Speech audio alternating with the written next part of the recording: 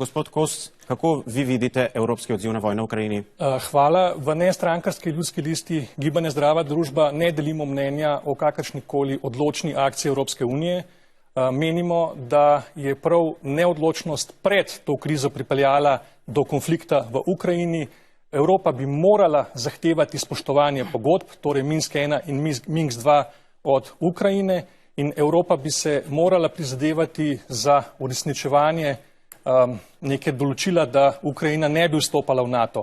Ker je Evropa to zgrešila, je prišlo do konflikta in delimo mnenje, da ključni problem je pomanjkanje informacij, da ne vemo vseh ozadij, predvsem pa ne vemo, kaj tretje države delajo v Ukrajini in kaj povzročajo. In da ne bo slučajno kakršnekoli pomote, v vsakem primeru je žalostno, srce parajoče gledati slike iz bojišč, vojna se ne bi smela nikjer dogajati in to ni prostor, kjer se rešujejo problemi. Še gospod Kos.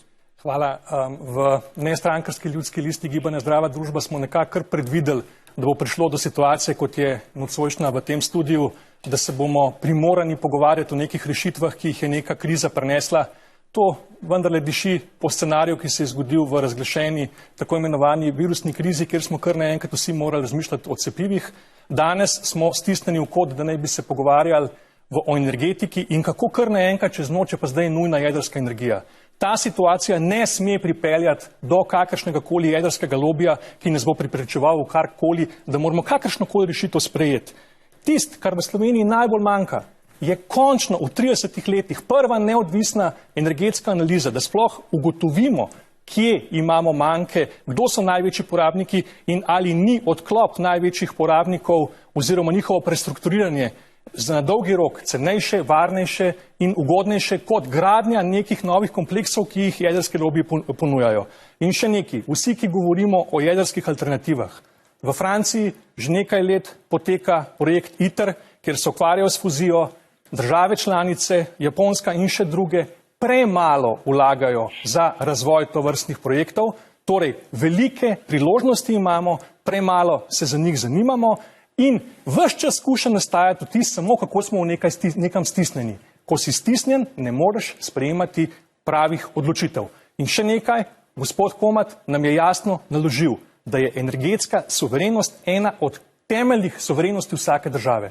Gospod Kos, replika. Samo kratka replika. Evropa se je že odločila za skupno obrambo, imenuje se skupna zunanja in varnostna politika, je del vseh strateških dokumentov Evropske unije, samo izvaja se ne. Zakaj ne? Ker so očitno interesi in pritiski na odločevalce v Evropi preveliki. Torej rešitev je, samo začeti jo je potrebno uporabljati. Gospod Kos, če nadaljujemo z varnostjo, vas skrbi varnost Zahodnega Balkana? Nas najprej skrbi varnost doma, ampak še prej, pri prejšnji temi, ko smo govorili o nacionalni varnosti, najprej prepogosto slišimo, kako je slovenska vojska ali pa njene pripadnice in pripadniki zlorabljeni v neke politične namene.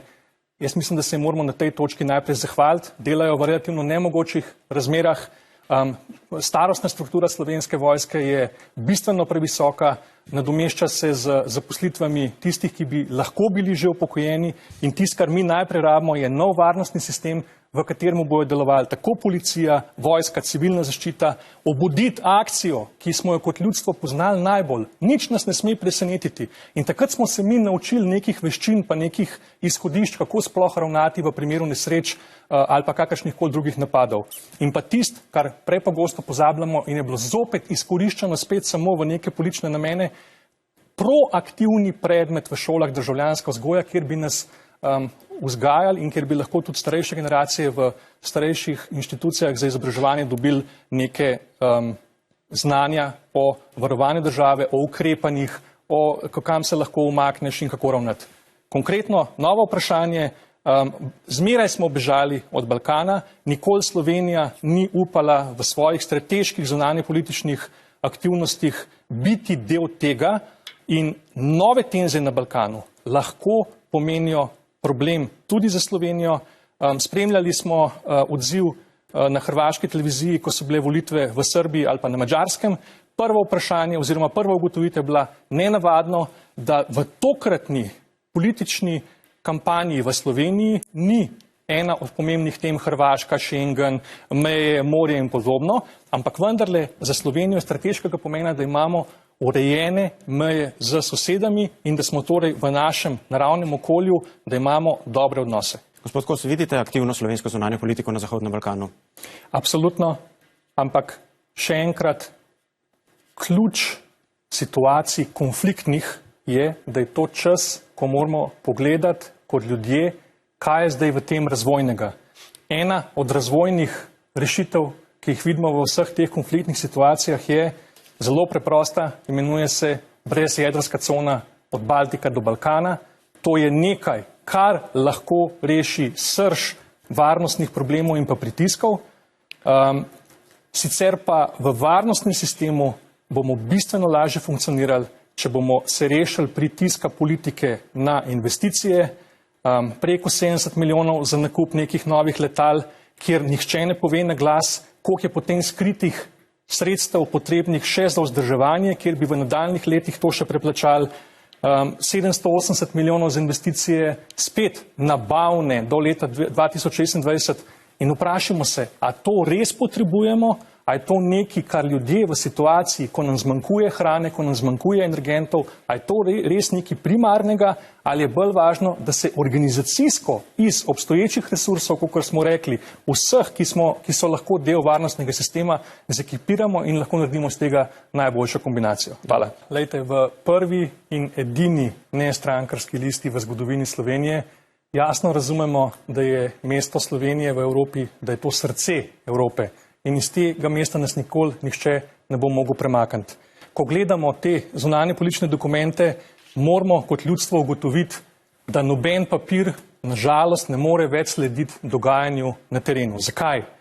V času, ko so nastajali te papirji, se očitno niso spraševali, kaj pomeni dejanski konec Bretton Woodskega sistema, ki so ga na monetarnem področju oblikovali leta 1944, torej padec dolarja, kaj to dejansko pomeni za svetovno politiko in kaj to pomeni za Slovenijo. Naslednja točka.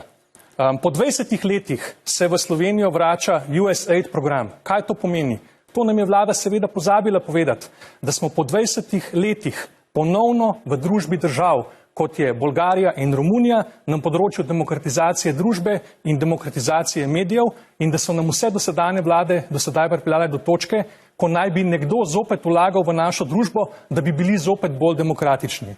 Nujno in urgentno, ena prvih stvari, ki jih moramo izvesti, je referendum, kjer se bomo vprašali o smiselnosti pristopa interameriške korporacije oziroma interameriški banki leta 2018, za katero še zmeri v tej državi nihče ne zna povedati, zakaj smo k temu sporazumu pristopili in kaj od njega želimo. In ključna točka, res zadnja točka, v zunanja politika Slovenije se bo morala ukvarjati predvsem z izzivi, kje bomo preprečevali kakršnekoli globalistične težnje, kjer bodo nadnacionalne inštitucije želele preprečevati nacionalno suverenost in našo ustavo, tam Slovenija nima kaj iskati.